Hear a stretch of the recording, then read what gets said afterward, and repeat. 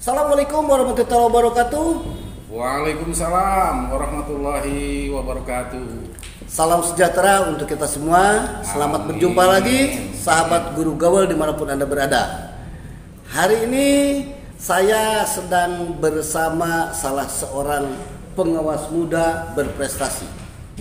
Namanya Kang Jajang Supriyatna. Ya, lengkapnya Jajang Supriyatna SPD MPD ya. Iya Kang. Iya. Kang Jajang ini sejak dari guru ini memang sudah berprestasi. Dulu pernah jadi guru teladan ya. Iya. Teladan tahun berapa itu? 2001 Kang. 2001. Kemudian di kepala sekolah juga sempat meraih prestasi waktu di SMP 2 Bayongbong itu jadi juara apa itu dulu? Alhamdulillah membersamai warga sekolah itu pernah meraih prestasi sekolah sehat tingkat provinsi Kang. Sekolah sehat tingkat provinsi, dan ini bukan pekerjaan mudah. Di pengawas juga. jadi ini mah udah berbagai jenjang karir. Sekarang beliau di pengawas ya. Di pengawas kemarin beliau tahun 2 tahun yang lalu ya. 2018 ya. Sempat masuk juara nasional best practice ya. Di nasional ya. Keberapa waktu itu? Finalis Kang. Oh, finalis ya. Kebetulan 2 tahun berturut-turut ikut jadi finalis. 2018 2019. Iya. Ini khusus best practice. Jadi teman-teman guru gaul yang ingin belajar membuat best practice ini bisa ke Kang Jajang diminta berdiskusi tentang pengalaman beliau ya. Tapi sekarang saya tidak akan bicara tentang best practice nih. Sebab sebetulnya Pak Jajang ini selain sebagai pengawas jenjang SMP, beliau dipercaya menjadi pengajar pengajar praktek itu apa? Tepatnya fasilitator guru penggerak. Oh, fasilitator ya, fasilitator guru penggerak. Nah, kita akan bicara tentang fasilitasi guru penggerak. Kang Jajang bisa diceritakan bagaimana awalnya menjadi fasilitator guru penggerak ini? Iya, terima kasih kami. Tapi boleh saya ingin menyapa teman-teman. Oh iya, haruslah menyapa dulu lah. Ini untuk guru gaul. Salam guru gaul Indonesia. Tetap semangat, tetap sehat, tetap berkarya. Mantep. Ya. Ini Kang, sebetulnya yang pertanyaan Akang itu tidak jauh dari bimbingan Akang sendiri. Oh, itu mah Pak Oni atuh, ini mah Kang Oni beda tuh. Iya, di sini tampilnya Kang Oni, tapi di belakang kan guru saya Kang itu. Ini Kang, ini sebetulnya saya banyak mengadopsi dari Akang. Ini merupakan momen yang sangat bahagia bagi saya bisa diwawancari oleh Akang. Apa sebabnya? Saya itu sangat berguru dari segala hal. Waduh, ini jadi salah wawancara. Apa-apa, yang penting saya mau unek-unek dulu ini. Iya, silakan. Saya banyak berguru, kan pernah kita bersama-sama. Ini dari segi musisi, wah hebat sekali. Olahraga itu senam senam lantai ya, senam apa lagi? Hoki. Olahraga hoki juga. Itu hebat sekali ya Kang. Ya. Apalagi sekarang menjadi semacam host yang luar biasa, ini banyak penggemarnya. Terima kasih itu sebelum menceritakan. Tapi ini berkat sahabat-sahabat guru gaul semua ya. Kita bisa eksis ya. Karena itu kepada sahabat guru gaul yang belum subscribe, silakan subscribe dulu ya. Biar nanti kalau ada video baru bisa mendapatkan informasi. Kepada yang sudah, terima kasih banyak. Semoga subscribe Anda dicatat sebagai sebuah amal saleh. Iya kan ibadah zaman kini itu memberikan subscribe dan like and itu share adalah merupakan sedekah ibadah. Insya Allah secara digital dicatat, oleh malaikat juga Insya Allah dicatat. Insya Allah, amin. Betul. Iya. Kita dukung guru gaul Kang. Amin. Tadi ceritakan dong bagaimana awalnya menjadi fasilitator, silakan. Ya, terima kasih. Sahabat semua, ini dulu saya sangat bercita-cita bagaimana memajukan pendidikan itu yang hakiki. Apalagi sekarang didukung dengan adanya program dari kementerian, adanya Merdeka Belajar. Nah, saya berpikir posisi saya harus di mana gitu untuk ikut kontribusi terhadap program pemerintah itu. Kalau mau masuk di guru penggerak, kebetulan kan sekarang posisinya sudah bukan guru lagi. Jadi saya ingin menyumbangkan ke negeri ini posisi di mana gitu yang cocok. Nah, sebetulnya panjang ceritanya. Awal-awal ada pendaftaran fasilitator guru penggerak itu angkatan ke-1. Karena saya tertarik untuk berkontribusi, saya ikut, Kang. Saingannya begitu banyak. Kemudian dari sisi materi yang masuk ke dalam seleksi itu sangat tinggi sekali.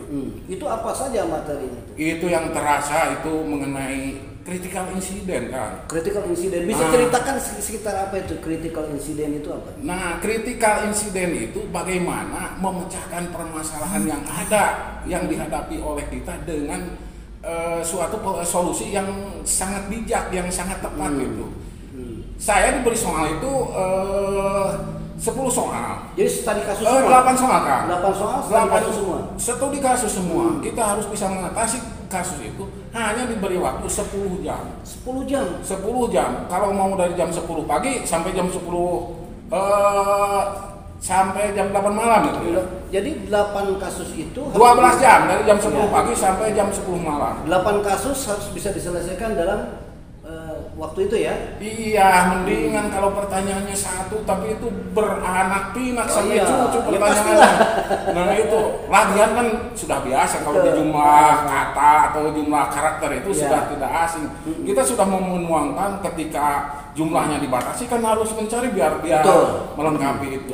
Dan saya hanya mampu 7, Kang, itu. 7? Jadi 1 tidak diisi? Iya, jadi tapi kan sudah lumayan di atas. Gugur juga itu, Kang. Oh, gugur juga? Gugur. Jadi pertama gugur? Gugur itu. Oh, saya pikir tapi sempat sampai wawancara gitu. Nah, dari sana saya mengambil hikmah, kan. Oh, begini alurnya untuk itu.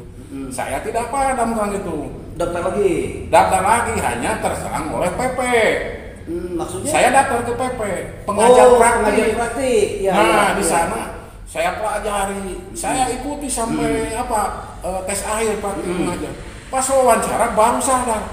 Oh, kalau begini sebagai pengawas kayaknya sama pewawancara itu kayaknya saya tidak cocok ya di sini.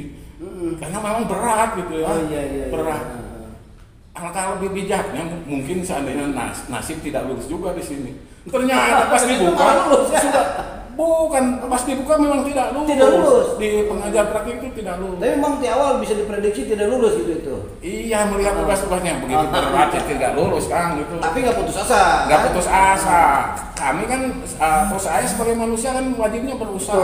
Betul. Allah yang menakdirkan jadi atau tidaknya. Karena kecintaan saya untuk pendidikan, apalagi masa sekarang memang zamannya era industri 4.0 seperti kita, kan. Jadi kita tidak perlu menyerah di sana. Saya tetap maju. Nah, ada kesempatan. Kalau yang fasilitator tahap kedua saya memang tidak ikut karena masuknya di PP itu, jadi tidak boleh rancang. Nah, yang ketiga saya ikuti fasilitator lagi. Nah, itu yang disebut pengalaman sebagai guru utama itu di sana. Di sana ya. Kita kan sudah belajar dari tahap yang 1. Nah, di tahap kedua itu ada kesempatan lagi yang lebih itu, tidak ada critical incident. Oh, nggak ada sekarangnya lebih ringan itu. Jadi pengalaman yang di tahap 1 itu saya manfaatkan, saya pelajari. Segala yang ditulis di esai itu sudah terkuasai, karena memang tidak ngarang-ngarang apa yang kita kerjakan. Dan mungkin kementerian juga melihat dari hasil yang lalu mungkin itu terlalu berat mungkin ya, makanya tidak ada critical incident lagi ya. Ya, saya kira hasil evaluasi dari penyelenggaraan itu mungkin sama dengan PSP sekarang kan. Iya. Sekolah penggerak kan sekarang tidak ada tes psikologinya itu. Tes psikologi, iya itu hasil dari kajian kan, pasti hasil. Jadi kajian. ceritanya lulus saja. Alhamdulillah lulus. Dan setelah itu ikut diklat juga. Nah, kebetulan setelah itu saya diberi sebuah semacam keraguan yang luar biasa antara ikut pembekalan atau tidak, kan. Kenapa? Itu kan baru seminggu, Kang, ditinggal. Oh iya. Beliau ini terkena itu beliau ini mohon maaf barangkali ya sekalian saja, beliau ini waktu itu ditinggal oleh istrinya tercinta yang terserang COVID dan di rumah sakitnya waktu itu. Iya. Baru seminggu harus sudah testing lagi gitu ya?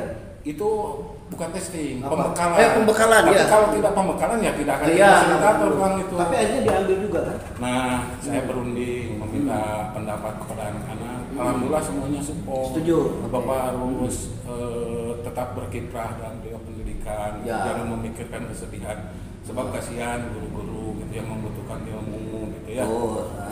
Apapun resikonya saya kalahkan kesedihan, lalu saya ikut pembekalan. Dan itu juga mungkin kado buat istri yang sudah meninggal itu ya? Alhamdulillah, karena semasa hidupnya sangat mendorong untuk berkarir kan.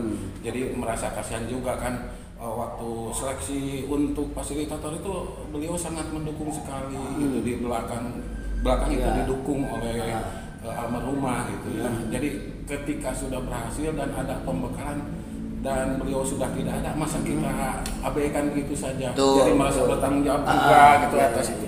Mudah-mudahan segala dorongannya sampai ke sana kan seperti itu. Kang Jajang ya. Oke, di selama pembekalan apa saja yang kira-kira materi yang menarik menurut Pak Jajang? Ya ternyata kan apa yang dicita-citakan untuk bergabung memajukan pendidikan dari sektor istilahnya guru penggerak, program guru penggerak. Wah kan jauh di luar dugaan, banyak sekali ilmu yang didapatkan gitu. Pastilah ya. Itu hikmahnya. Di samping fasilitator, di samping itu kan tadi pungkiri teman jadi banyak, itu yang hebat-hebat lagi. Dan se-Indonesia. Iya. Itu banyak saya selain dari fasilitator instruktur yang ada, itu dari teman juga saya banyak berguru itu. Itu kelebihannya kita banyak berguru, meskipun kan waktu itu masih dilaksanakan secara daring, tapi komunikasi ya tetap jalan, itu bagus sekali penyelenggaraannya. Alhamdulillah banyak kan pembekalan untuk kita sebagai fasilitator. Ada nggak waktu itu momentum yang tidak bisa dilupakan selama pembekalan itu? Banyak sebetulnya, tapi salah satu yang paling yang paling penting itu kan saya ketika ditanya oleh fasilitator, mungkin ini dalam rangka inquiry apresiatif ini, mengukur kekuatan yang ada di kelompok fasilitator itu apa sebetulnya. Itu yang paling terkesan, saya ditanya, Bapak punya kekuatan apa? Nah ini saya hanya punya kekuatan satu, Pak. Apa? Saya suka ngutak-ngatik HP. Oh iya. Jadi ngutak-ngatiknya begini. Ada foto teman saya rekayasa lalu dikirimkan ke media sosial gitu ya. Hanya untuk bikin tertawa. Ternyata itu menjadi sebuah jawaban sangat nyambung karena diapresiasi. Jadi pemirsa, makanya bagi anda yang merasa bisa melakukan sesuatu apapun, sekecil apapun, jangan putus asa, karena itu mungkin yang menjadi penentu anda berhasil di kemudian hari itu ya. Ini Kang Jajang contohnya, gara-garanya suka utak-atik. Ini emang kalau ada pengawas yang sedang rapat suka dipoto, diutak-atik, dibikin semacam animasi begitu ya. Iya. Kadang-kadang video kan. Kadang-kadang video kan gitu ya. Nah inilah awalnya dari sana sebetulnya. Itu awalnya memang dari sana, tapi melihat juga kepada guru saya, siapa itu? Pak Sony. Di sini kan Sony kan. Pak Sony itu ya. Jauh sekali saya kalau untuk mengejar seperti itu, tapi minimal kita bisa mengejar sedikit-sedikit. Tapi yang tadi yang saya tangkap itu semangatnya itu. Jadi ini sebuah contoh bagi kita, sepahit apapun warna hidup yang kita terima, tetap kita harus melangkah lebih jauh dan menuju keberhasilan. Kang Jajang salah satunya. Ketika ditimpa kesedihan karena itu tercintanya meninggal setelah 1 minggu waktu itu ya di rumah sakit bersama, dan kita bisa bayangkan kena COVID dan beliau meninggal. Saya ikut isolasi juga. Ikut isolasi juga ya. Dan waktu itu kan tidak ada teman-teman yang akhirnya tidak bisa menengok juga kan? Ya apa itu? Karena memang kondisinya begitu kan. Ini sebuah kesedihan. Saya sangat berterima kasih dengan doa-doa dari kawan-kawan semua. Betul ya. Nah, tetapi dari situ nilai kebangkitannya, dan untuk ketiga kali testingnya ini beliau lulus ya. Alhamdulillah Kang. Nah, sekarang setelah jadi fasilitator, sekarang sedang masih mengajar itu. Sedang membimbing sekarang. Ya alhamdulillah, terutama ini kalau ada calon guru penggerak yang melihat saya ucapkan terima kasih kepada mereka. Sekarang sedang membimbing masih?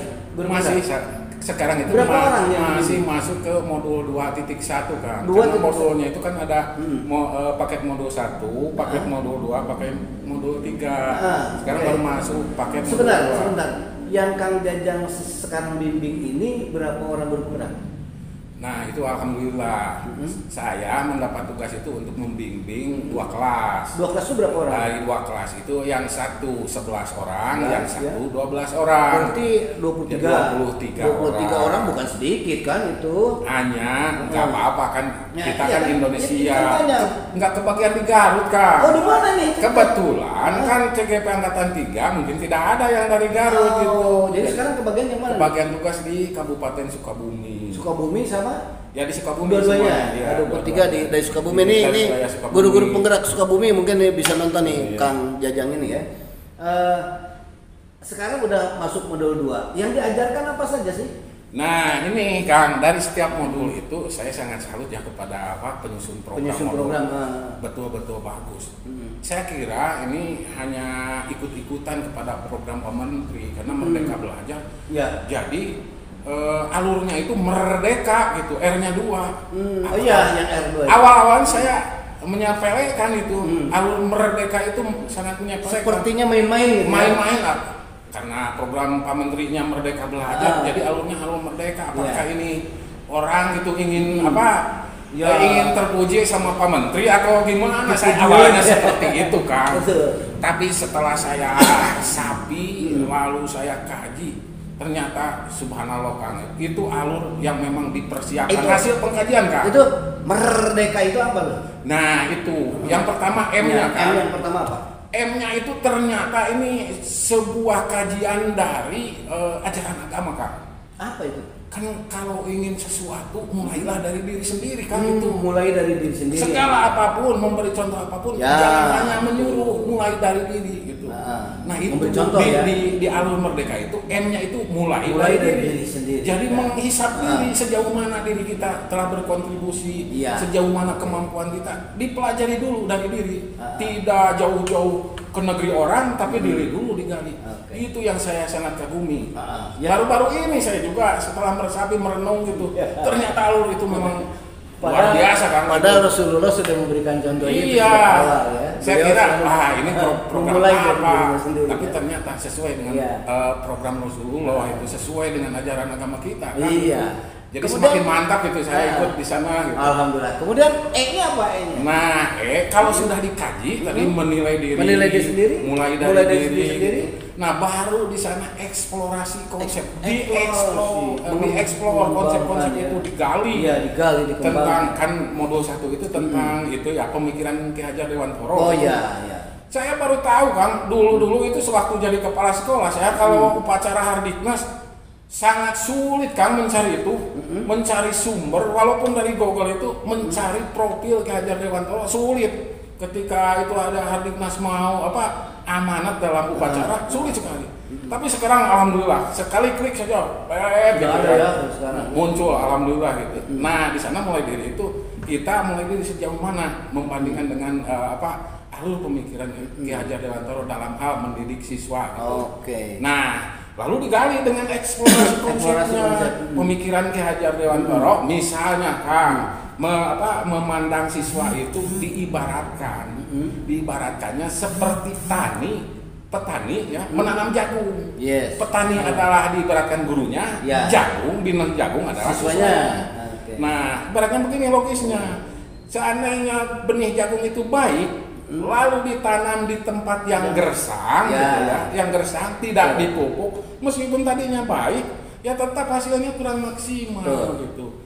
Adapun ada kasus yang kedua, benih jagungnya kurang baik, tapi tetap petani merawatnya dengan telit-telaten, tanah diolah, ketika butuh air disirami, butuh pemupukan dipupuk, ketika ada obat penyakit atau hama tanaman dibasmi, kemudian ada rumput yang mengganggu hilang disiangi sehingga tumbuhnya gitu ya, walaupun tadinya benihnya kurang bagus, tapi kalau dirawat ya menghasilkan juga itu, walaupun mungkin ada yang kurang maksimal, memang ada juga yang maksimal. Karena manusia tidak harus sempurna. Nah, dan itu kan tidak boleh sempurna. Betul. Gitu ya. Dan yang kasus yang ketiga, ini yang paling menggembirakan. Potensi anak bagus atau benih jagungnya bagus gitu. lalu ditanam di tanah yang gembur, dirawat, difasilitasi, diberi obat, yang hasilnya maksimal. Super bagus ya. Kita kan hanya berusaha. Ya, gitu makanya kan. ada di pertanian aja ada klasifikasi kan. Iya. Buah yang nomor 1, Iya, kualitas gitu. 1, kualitas 2 kan, Nah. kualitas 3 kan. Iya. Mungkin ini perbedaan itu juga. Makanya harganya lebih mahal yang kualitas 1 itu ya. Iya, kualitas iya. 1. Ini sama juga dengan pendidikan ya. Iya. Kalau tadi kemudian R-nya apa? Ini dipercepat soalnya masih Iya. Merdeka kan, R yang ke-1 itu. Yang pertama kan ada 2 R-nya, merdeka. R yang pertama itu adalah ruang kolaborasi. Ketika kita sudah mulai dari diri ya, kemudian eksplorasi konsep sudah dikuasai, kita berdiskusi dengan teman-teman di sana, dengan fasilitator, dengan di ruang kolaborasi. Di ruang kolaborasi secara virtual gitu. Kita berdiskusi membahas. Kemudian R yang ketiga. Nah, R yang ketiga hasil diskusi itu direfleksikan, tapi secara terbimbing. Nah, kita sebagai fasilitator masuknya di sana. Jadi Pak Jajang ini di R yang kedua ya, bukan ketiga ya. Di Ya, R yang keduanya itu ya. Ya. Di refleksi terbimbing itu ya. Masuk gitu, kita berdiskusi. Nah, itu kita mengeksplor apa itu? Itu kan pendapat-pendapat dari berbagai teman CGP yang hebat-hebat itu kan muncul di sana. Kadang-kadang ada yang menyimpang, kita memberikan motivasi, kadang meluruskan atau menawarkan pertanyaan. Dan bagaimana solusinya kalau begini? Dan di sini tugas fasilitator bukan menyalahkan ya, bukan, tapi bagaimana memberikan arah yang nah itu seperti petani yang tadi gitu. Nah, betul seperti itu. Itu di refleksi terbimbing. Ya. Kemudian ada D ya. D-nya. Nah, setelah berdiskusi itu baru kita tunjukkan dalam alur demonstrasi kontekstual. Jadi berdemonstrasi secara nyata gitu, kontekstual, kekinian gitu. Nah, ini yang paling penting nih, bagaimana anak itu nanti ke depan dalam belajar bisa mendemonstrasikan dalam kehidupan nyata ya. Itu kan intinya seperti itu diterapkan. Bagus sekali ya. Bagus. Kemudian yang berikutnya. Merdeka. Nah, segala tadi kan mulai dari eksplorasi konsep udah, diskusi sudah, demonstrasi sudah, ada nanti masukan-masukan dari instruktur gitu ya, dielaborasi pemahaman. Jadi pemahaman itu dielaborasi, kita berdiskusi lagi lebih luas, dan ada pakar-pakar di sana gitu kan ikut berbicara. Jadi betapa beruntungnya ya yang masuk guru penggerak itu. Ilmunya semakin banyak karena ada pakar juga yang ikut berdiskusi di situ ya. Nah, baru setelah itu kan setelah K-nya apa? Koneksi antar materi. Jadi materi modul 1 ada kaitannya dengan modul 1.2, 1.3. Terus ternyata sekarang sudah di titik 1. Dan ternyata semuanya terkoneksi dari awal 2.1, 1.1, 1.2, 1.3, 1.4 ke 2.1 itu nyambung sekali. Jadi saling berkaitan. Kalau bolong satu aja udah bingung nanti ya. Iya. Tidak boleh bolong. Jadi dikatakan lengkap kalau semuanya. Jadi memang ada alur khusus seperti itu. Jadi harus bertahap itu. Iya. Dan terakhirnya apa A-nya? Nah, itu ini yang menjadi ciri khas dari guru penggerak itu ada aksi nyata. Nyata. Tidak hanya teoritis gitu. Jadi terapkan di sekolah. Nah, jadi sahabat guru gaul, sehebat apapun program dari pemerintah diberikan kepada guru, kalau tidak ada aksi nyata di sekolahnya, maka tidak jadi apapun itu ya. Iya, hanya sampah Kang itu.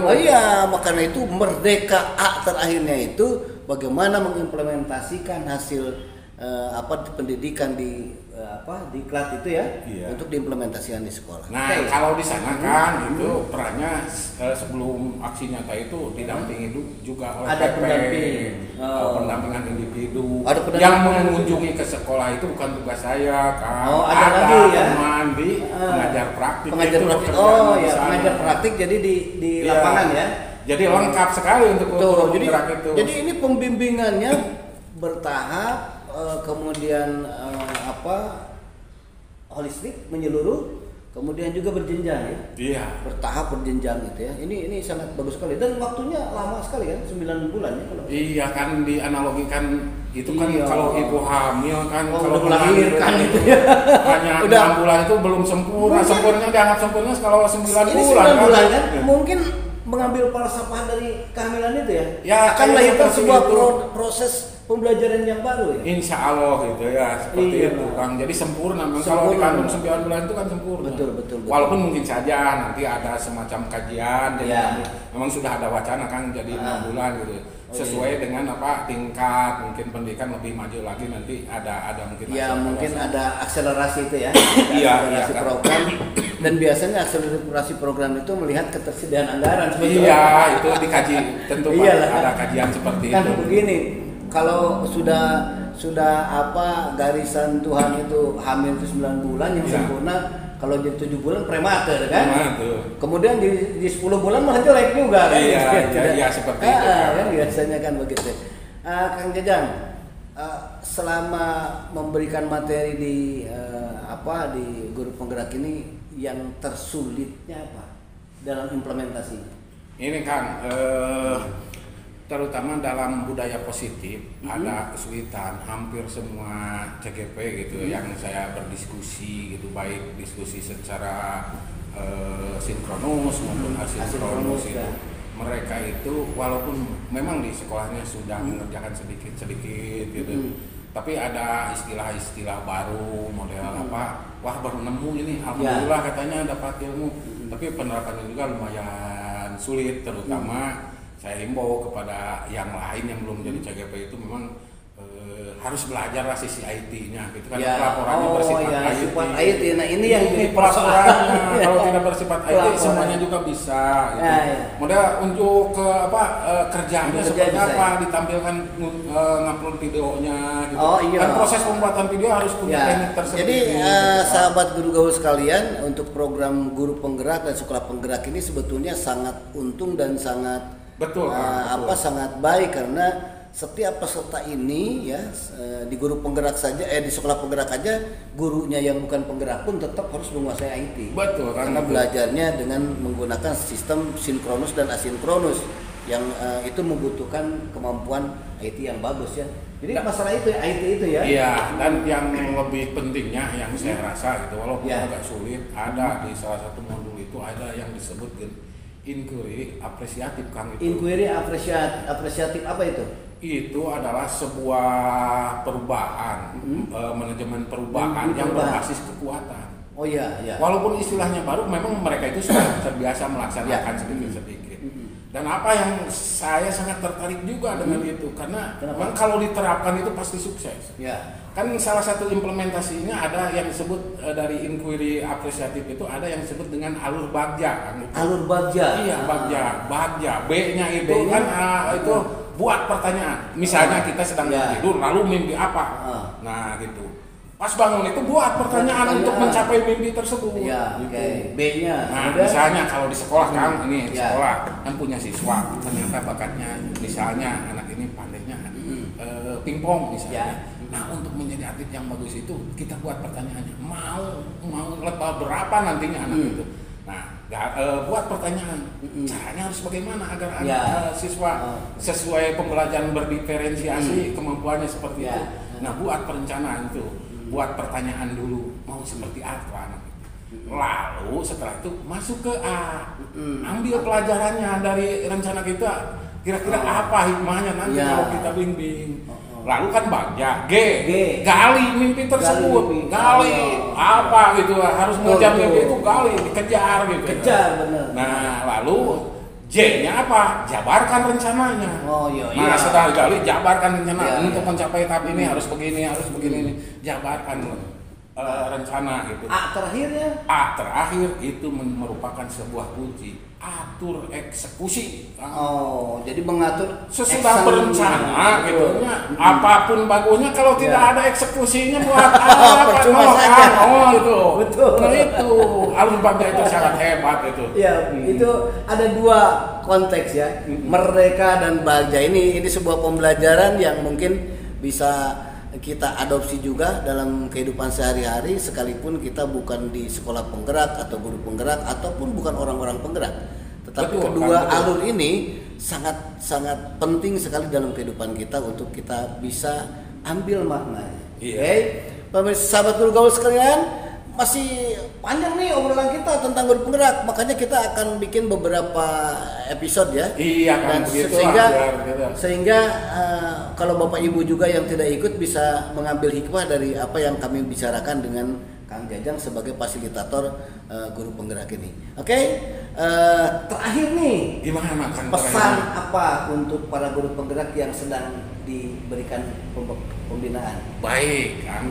Gini, sesuai tugas guru penggerak itu bukan hanya menggerakkan diri sendiri kan, jadi gerakan orang lain, gerakan di komunitas gitu ya, gerakan semua, jadi biar semuanya bisa bergerak untuk memajukan pendidikan. Bagi yang belum, lalu ada berkeinginan dan mudah-mudahan karena program pemerintah kan di tahun sekian itu harus semuanya guru itu kan harus jadi guru penggerak gitu ya. Mulai dari sekarang kita tetap belajar dengan tekun, rajin membaca, dan kalau ada program-program begini rajin nonton sapi itu kan, karena menambah itu justru di era digital ini seperti ini belajarnya Kak. Kan biasanya orang karena tidak tahu jadi takut untuk daftar. Iya. Nah, setelah kita beri penjelasan justru kita berharap semakin banyak teman-teman yang mau mendaftarkan diri sebagai guru penggerak. Kenapa? Karena itu insya Allah pahalanya akan banyak untuk Anda. Kata-kata terakhir ini menjadi pesan bahwa memang belajar itu tidak harus dari junior ke senior. Ya. Ternyata di program guru penggerak itu, saya mau sebagai fasilitator justru lebih banyak mendapat ilmu dari CGP Kang. Iya. Karena sharing itu banyak kelebihan Kang. Kita mendapat ilmu yang banyak dari mereka gitu. Betul. Tidak hanya dari kita sharing ke sana, tapi wah gitu bagi saya sendiri merupakan suatu anugerah yang luar biasa karena ilmu didapat dari teman-teman. Mereka hebat-hebat kan? Ya, jadi kan begini, jangan sepelekan anak muda. Iya. Karena mungkin di diri anak muda itu juga ada sebuah potensi dan kompetensi yang justru kita tidak pernah miliki. Iya betul. Kita betul bisa sekali, belajar Kang. dari mereka. Itu sebuah kata-kata mutiara yang nyata Kang. Oh iyalah pasti. Bagus sekali itu Kang, bagus. Oke, sahabat guru gaul sekalian, sampai di sini dulu jumpa kita dengan Kang Jajang Supriyatna. Kita jumpa lagi pada video-video berikutnya. Mudah-mudahan tadi apa yang kita diskusikan ada manfaatnya untuk kita sekalian. Terima kasih. Amin. Bila taufiq wal hidayah. Wassalamualaikum warahmatullahi wabarakatuh. Salam Guru Gaul Indonesia. Terima kasih guruku.